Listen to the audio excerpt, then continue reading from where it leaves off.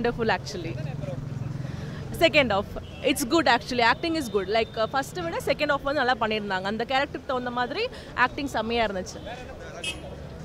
Like story is good. I expect a scientific thriller, but it's horror movie actually. செம்மையா இருந்தது. எனக்கு Black Nayantara ரொம்ப பிடிச்சிருந்தது.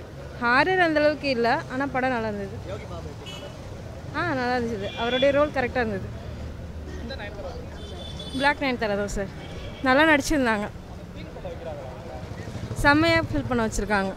நல்லா இருந்துச்சு. சுமாரா ரெண்டு நயன்தாராவும் ஆக்டிங் நல்லா இருக்கு. அந்த மாதிரி ஒரு கேரக்டரோட ஃபீல் எப்படி இருக்குமோ அது ஆப்டாக இருந்தது. நல்லா இருந்தது. நயன்தாராக்கன் சென்டிமெண்ட் தானே பாசிட்டிவ் படத்தில். செகண்டாக இருந்த பவானி கேரக்டர் தான். ஆமாம் நிறைய சீன் ஒரு சென்டிமெண்ட்டாக தானே போகுது. ஹாரர் எலிமெண்ட்ஸ்லாம் முடிஞ்சு சென்டிமெண்ட்டாக போகும்போது நல்லா நம்மளை ஒன்றிணைச்சு பார்க்க முடியுது படத்தை. பரவாயில்ல ப்ரோ. ஃபர்ஸ்ட் ஹாஃப் நல்லா இருந்தது. செகண்ட் ஹாஃப் ரொம்ப ஸ்லோ ஆகி ஆடியன்ஸ் வெறுப்பார மாதிரி தான் ஆயிடுச்சு. செம்மையாக இருந்துச்சு. யமுனா தான், அதுதான் நம்ம வழக்கமான நயன்தாரா. ஸோ அதான் பிடிச்சிருந்தது. பவானி கேரக்டர் எப்படின்னா, அதாவது ஒரு பொண்ணு, அது அந்த பொண்ணை யாருமே மதிக்காமல் எல்லாருமே சொசைட்டியில் எல்லோரும் மட்டம் தட்டியே இருக்காங்க. ஸோ அவங்கள பற்றின கதை. ஃபர்ஸ்ட் ஹாஃப் வந்து ஸ்டோரி என்னன்னே கண்டுபிடிக்க முடியல. செகண்ட் ஹாஃப் வந்து ஸ்டோரி பேசிக்காக போதான், கொஞ்சம் ஸ்லோவாக போதான். படம் பார்க்கலாம், ஒரு வாட்டி பார்க்கலாம். பேய் படம் தான் இருந்தாலும் பிடிக்கும் செகண்ட் ஹாஃபு. ஃபர்ஸ்ட் ஹாஃப் கொஞ்சம் பயமாக இருக்குது, செகண்ட் ஹாஃப் நல்லா இருக்குது. கருப்பாக இருக்க நயன்தாரா ரொம்ப பிடிச்சிருந்தது. லைட்டாக எமோஷ்னல் பாண்ட் இருந்துகிட்டே இருந்துச்சு. அந்த டுவர்ட்ஸ் தி எண்டு தான் வந்து கிளைமேக்ஸ் வந்து அப்படி முடித்தது வந்து அதோட அந்த கேரக்டரோட பிடிமானம் இல்லாமல் மாதிரி போயிடுச்சு. பரவாயில்ல, பார்க்கலாம். ஆவரேஜ் தான். மியூசிக் அண்ட் ஸ்க்ரீன் ப்ளே டெக்னிக்லாம் ஓகே சார். ஃபர்ஸ்ட் ஹாஃப் வந்து செம்ம ஜோவிலாக இருக்கும். செகண்ட் ஹாஃப் கொஞ்சம் சீரியஸாக போகும். படம் வந்து ஓவராலாக சூப்பராக இருக்குது. மியூசிக் மட்டும் அந்த எட்ஜ் ஆஃப் த சீட்டில் நம்மளை உட்கார வைக்கும். செகண்ட் ஹாஃப் ரொம்ப நல்லாயிருக்கு. அந்த கலர் காம்பினேஷன் சூப்பராக இருக்குது.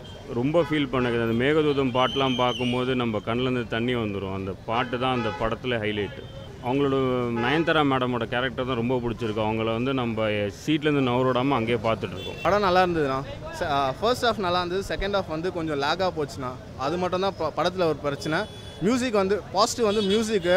அதுக்கப்புறம் அந்த ஆறு கேரக்டர் தான் படத்தில் மெயின். அந்த 6 கேரக்டரும் சூப்பராகவே பண்ணியிருந்தாங்க. லேக் கொஞ்சம் கம்மி பண்ணியிருந்தால் படம் இன்னும் கொஞ்சம் நல்லா இருந்திருக்கும். அதுதான் ஃபீல் பண்ண வைக்காங்க. ஏன்னா இந்த சொசைட்டி வந்து ஒருத்தவங்க ராசி இல்லைன்னு சொன்னால் அவங்களுக்கு எவ்வளோ ஹர்ட் ஆகும் அப்படின்றத வந்து இந்த படத்தை எடுத்துகிட்டு போயிருக்காங்க. பட் அது வந்து எப்படி சொல்கிறது, இன்னும் கொஞ்சம் கம்மியாக கொஞ்சம் ஃபாஸ்ட்டாக மூவ் பண்ணியிருந்தால் இன்னும் கொஞ்சம் படம் சக்ஸஸ் ஆகிருக்கும். கொஞ்சம் ஜவ்வு மாதிரி இழுத்ததுனால மேபி அவர் சொன்ன அந்த கதை வந்து டேரெக்டாக போய் ரீச் ஆகலைன்றது தான் என்னோட ஃபீலாக இருக்கும். இல்லை, ரொம்ப அமைதியாக தான் இருந்தது. ரொம்ப ஒரு என்ஜாயபிளான ஒரு கண்டென்ட் இல்லை, இது ஒரு எமோஷனலான ஒரு கண்டென்ட். ஸோ அதனால் வந்து எல்லோரும் அமைதியாக பார்த்து என்ஜாய் பண்ணாங்கன்னு நினைக்கிறேன்.